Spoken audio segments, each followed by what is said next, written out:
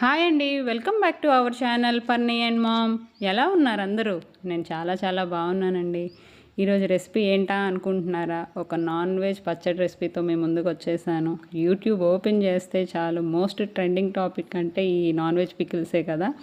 దానిలో భాగంగా ఈరోజు మ్యాంగో ఫిష్ పికిల్ ఎలా చేసుకోవాలో ఈ వీడియోలో షేర్ చేస్తున్నాను. మనకి ఇంట్లో ఉండే వాటితోనే చాలా సింపుల్ ప్రాసెస్లోని మంచి టేస్టీగా ఎలా చేసుకోవాలో చూసేద్దాం. ఇంకెందుకు లేటు వీడియోలోకి వెళ్ళిపోదాం. ముందుగా చేపల్ని నేను వీడియోలో చూపిస్తున్న విధంగా నేను ఆ సైజెస్ పీసెస్ అయితే తీసుకున్నాను. మనకి చేపలు ముక్కలు ఇలా రావాలి అంటే ఫస్ట్ సింగిల్ బోన్ ఉన్న చేపని, ఎక్కువ వెయిట్ ఉన్న చేప తీసుకుంటే మనకి పీసెస్ అనేవి చాలా బాగా వస్తాయి. అక్కడక్కడ ముళ్ళులు ఉంటాయి, కానీ సింగిల్ బోన్ ఉన్న చేప తీసుకుంటే మాత్రం బాగుంటుంది. దానికి స్కిన్ని కూడా ఇలా సెపరేట్ చేసేసుకొని మనకి ముక్కలు ఏ సైజు కావాలంటే ఆ సైజు అలా కట్ చేసేసుకోవాలి. సెంటర్ ముళ్ళు కూడా అలా సెపరేట్ చేసేసి దాని చుట్టూ ఉన్న ఫ్లెష్ని మనం ముక్కలుగా కట్ చేసుకుంటే చాలా బాగుంటుంది. ఇలా ముక్కలుగా కట్ చేసుకున్న దాన్ని నీట్గా క్లీన్ చేసేసుకొని దానిలోనికి కొంచెం ఉప్పు, కొంచెం పసుపు వేసుకొని రెండింటిని బాగా కలుపుకొని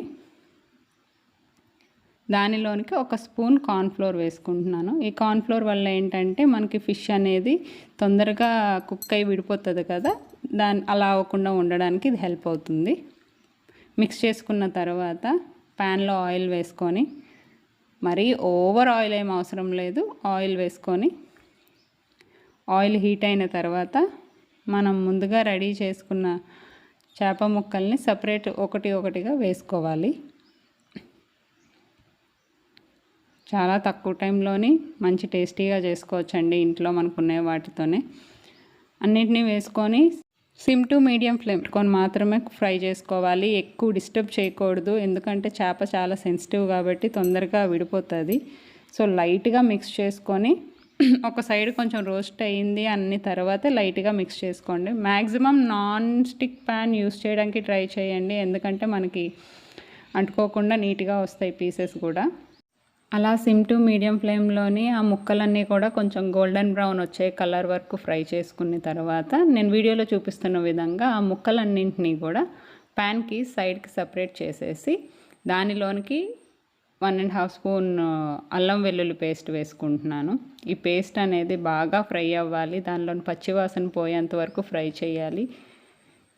అలా ఫ్రై అయితేనే పికిల్ అనేది మంచి టేస్టీగా ఉంటుంది. మనకు తిన్నప్పుడు ఆ ఫ్లేవర్ పచ్చి స్మెల్ కూడా రాదు. నెక్స్ట్ దానిలోని కొంచెం పసుపు వేసుకొని రెండింటినీ కూడా కొంచెం బాగా ఫ్రై చేసుకొని అల్లం వెల్లుల్లి పేస్ట్ బాగా ఫ్రై అయిన తర్వాత మనం ఆ ముక్కలు ఏవైతే ఉన్నాయో వాటిని కూడా కలిపి ఫ్రై చేసుకోవాలి. దీని వలన ఆ పీసెస్కి కూడా అల్లం వెల్లుల్లి ఫ్లేవర్ అనేది బాగా పడుతుంది. ఎక్కువ టైం ఏం అవసరం లేదు, ఒక 2 to 3 minutes ఫ్రై అయిన తర్వాత దానిలోనికి కొంచెం కరివేపాకు వేసుకుంటున్నాను ఫ్లేవర్ కోసం. ఇది ఆప్షనలే. 3 ఎండుమిరపకాయలు, ఇది కూడా ఆప్షనలే, కావాలంటే వేసుకోండి లేకపోతే లేదు. అవి కొంచెం కరివేపాకు అది కొంచెం ఫ్రై అంతవరకు ఫ్రై చేసుకోవాలి.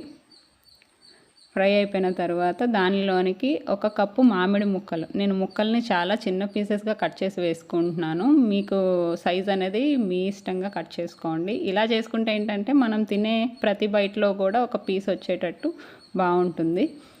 ఈ మామిడి ముక్కలు వేసిన తర్వాత ఒక 2 to 5 minutes జస్ట్ సాట్ చేసుకుంటే సరిపోతుంది. అవి మగ్గుతాయి కదా, అలా చేసుకొని చల్లారనివ్వాలి.